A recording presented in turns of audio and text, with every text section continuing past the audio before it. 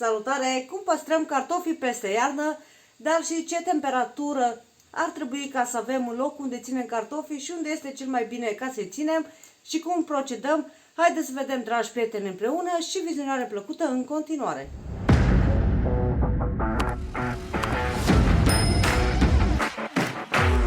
Salutare, prieteni, încă o dată și bine ați venit! Astăzi vreau să vă arăt cum depozităm noi cartofii peste iarnă. Am cumpărat 100 de kg de cartofi. După cum vedeți, suntem la noi aici în beci, în cămară, cum vreți să-i spuneți. Și vreau să vă arăt și vouă cum procedez eu când pun cartofii peste iarnă și la ce lucruri sau la ce aspecte trebuie să fim atenți ca să avem cartofi buni și gustoși peste iarnă și să nu ni se strice sau să nu înghețe. Sunt mai multe lucruri la care trebuie să fim atenți. După cum v-am zis, avem aici 100 de kg de cartofi, 10 saci, un sac deja l-am scos ca să-l folosim, așa că mai avem numai 9 saci și o să începem imediat ca să îi depozităm. Noi avem aici o cămară undeva în casă, pe colidor, e un spațiu așa mai micuț și noi acolo punem. Important este ca să fie o temperatură de 4 grade, maxim 5 să zicem, și să nu fie mai scăzută de 0 grade. Deci dacă este deja minus, atunci avem o problemă pentru că cartofii îngheață și odată ce îngheață nu mai sunt buni de consum. Și haideți acum să ne apucăm de treabă și mai vorbim între timp. După cum v-am zis, aici avem cartofii, cămara noastră. Aici sunt toți sacii care îi avem. I-am adunat aici, o să-i punem acum împreună. Eu o să-i pun în lădițe din asta e cea mai mare care o am, restul sunt mai micuțe, de plastic. Trebuie să le punem în ceva, în ce să poată să aibă și aer, la noi cum fiind aici spațiu, să zicem așa, mai micuț. Nu prea avem cam ce să folosim, dar mai puteți să faceți și din lemn, este foarte ideal din lemn, dar să aibă găuri de aerisire. Noi să le punem în această lădiță, mai avem câteva, trebuie să fie curată. Eu am pus așa mai 2 lădițe din alea mici jos ca să aibă și aerisire de jos, să nu intre, să nu fie fix pe gresie. Ce mai rezistent sunt cartofii ăia roșii, dar noi avem cartofi albi, o să vă arăt imediat și cartofii. Aici sunt cartofii noștri, după cum v-am zis, avem cartofi albi. Îi lăsăm cu tot cu pământ, nu-i curățăm, nu îi spălăm, vedeți că au și pământ. Lăsăm pământul pe ei pentru că pământul îi protejează și îi ține mult mai mult timp ca să nu se strice. Acum când noi îi punem undeva ca să-i depozităm pentru iarnă, v-am zis mai devreme, dacă aveți așa lăs, dacă nu puteți să faceți altfel de lăs, fiecare cum are. Trebuie să avem grijă să nu fie stricați, să nu fie tăiați, loviți și trebuie să aveți grijă ca să fie bine uscați. După cum vedeți, a noștri deja sunt bine uscați, adică nu mai sunt cartofi noi. Că dacă în caz că cumpărați cartofi noi, atunci trebuie să îi puneți la uscat și așa verificăm toți cartofii, pentru că dacă un cartof, vedeți, ăsta e aici un pic, nu știu dacă se vede, a fost tăiat un pic când a fost scos din pământ, îl punem deoparte pentru că riscăm să se strice toți cartofii și practic nu vrem asta. Ne uităm la fiecare cartof, vedeți că mai are așa câte un colțișor, îl rupem și așa procedăm cu toți cartofii. Trebuie să ne uităm bine la ei, că dacă în caz că unul e stricat, atunci o să-i strice pe toți cartofii. Noi așa punem în, vedeți, și nici ăsta nu arată așa bine în partea asta, îi stricat. Scoatem afară și în acest fel puteți să țineți până la primăvară cartofii. Noi de fiecare dată tot timpul așa am ținut și chiar am avut, ori încolțit deja, am avut cartofi ori dat cartofii noi și noi încă mai aveam. Noi preferăm să luăm dinainte cartofi până nu dau frigurile, pentru că după aia dacă mergeți și mai luați din piețe, mai riscați să îi luați congelați, că mai părți lucrul ăla, sau mai se scumpesc prea mult. Noi am luat acum și ce am luat noi 100 de kg ne ajunge acum mult timp. Trebuie doar să ne uităm ca să nu fie stricați, loviți, uzi, pentru că atunci riscăm să se strice toți.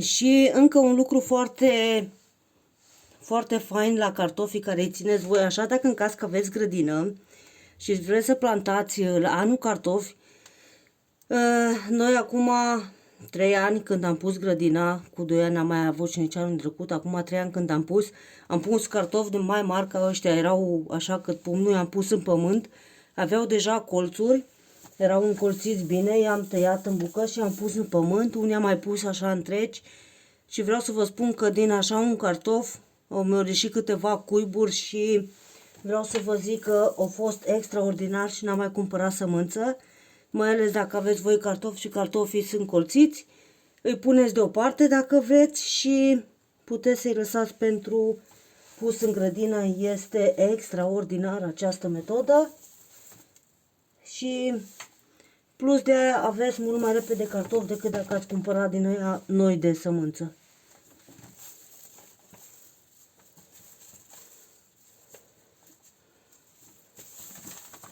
Am terminat și cu cartofii, i-am pus pe toți, sunt 2 lădițe mai mari și asta aici mică, acolo intra numai un sac. Într-adevăr am cam făcut murdărie, dar este normal. Aici am scos cartofii care sunt extrem de stricați și trebuie aruncați, vedeți, sunt stricați. Aici care nu sunt în stare chiar așa perfect încât să reziste mai mult timp, ăștia să punem deoparte și o să luăm prima oară pentru consum pe aceea.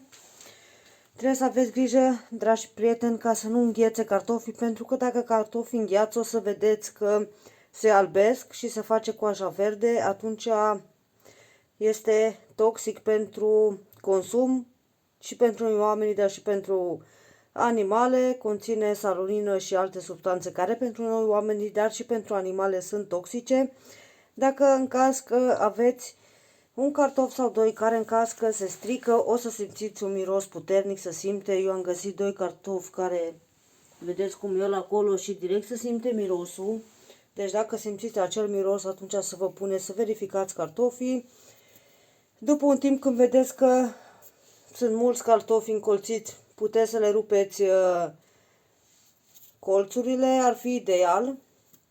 Acele chestii albe care iasă, i-am văzut că au fost câțiva și la noi acum deja încolțiți, dar le-am rupt. Minimale și aici unul, vedeți? O să fie mult mai. Dacă sunt așa mici, puteți să le lăsați, dacă sunt mai mari, atunci trebuie rupte. Nu este musai, dar vedeți că este destul de mare deja. Dar dacă se fac prea multe, atunci ia toată seva și tot din cartofi și practic se strică cartofii. Și aveți grijă ca să nu înghețe, că dacă e sub 0 grade îngheață și atunci chiar este o problemă cu cartofii. Și trebuie într-un loc răcoros și ferit de lumină, să fie cât mai întuneric, aerisit și este perfect, puteți să țineți așa, noi am ținut și 5-6 luni așa, dar să le mai rupeți colțurile. Într-adevăr, la un moment dat ei se mai moaie un picuț, dar sunt extraordinar de buni. Vreau să vă arăt dacă toți sunt aici. Conopida, mai țineți minte că am făcut conopida atunci murată. Vedeți că s-a închis la culoare. N-am desfăcut încă niciun borcan, aștept sărbătorile ca să desfacem. Și aici mai am dulceață ce am făcut de coș de lubeniță. Am mai făcut una altă, dar n-am filmat. Nu le-am filmat toate care le-am făcut. Cam asta am vrut să vă zic cu cartofii. În mod normal, da, se face murdărie, dar este normal când punem cartofi sau când lucrăm cu cartofi să fie așa.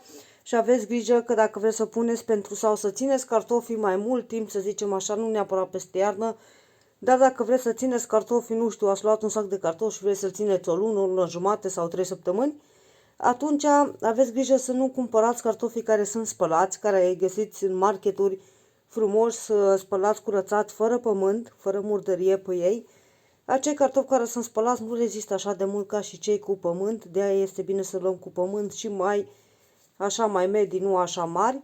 Și dacă vreți să reziste și mai mult timp, sau mai bine zis, cât mai bine să reziste, sunt acei roșii. Nouă nu ne plac roșii, numai ăștia albi. Și nici n-am găsit atunci când am fost. De obicei luam combinați, dar de data asta am luat doar așa. Am zis că dacă tot fac și pun cartofii pentru iarnă, să vă arăt și vouă cum îi fac. Cum facem noi cu cartofii. Cam asta e cu cartofii, dragi prieteni, cu cartofii care noi am pus pentru iarnă. Am zis să vă arăt și vouă ca să vedeți cum punem noi. Poate vă ajută dacă nu știați. Dacă în caz că v-a plăcut clipul, nu uitați să dați un like, să lăsați un comentariu și de ce nu, puteți să distribuiți, să vadă și prietenii voștri. Pe noi ne ajută foarte mult în creșterea comunității și ne arătați că vă place ceea ce facem. Dacă în caz că vreți, puteți să-mi trimiteți un mesaj, să-mi lăsați acolo un mesaj în comentarii și să-mi spuneți cum procedați voi cu cartofii. La noi cantitatea asta de cartofi e 100 de kg, pentru că acum este momentul când poți să cumperi așa cartofi și, într-adevăr, o să mai vină cât mai multe scumpiri, dar noi de obicei cumpăram așa și atunci eram siguri până de Paște avem cartofi și varză murată, o să punem și varză murată. Zilele astea să vedem când apucăm, n-am apucat încă ca să punem. Nu uitați de un like, de un comentariu, eu vă salut cu respect. V-am pupat, numai bine, dragi prieteni, o seară sau o zi frumoasă, aveți grijă de voi, de animăluțele voastre și de tot ce iubiți voi, numai bine, ceau, ceau!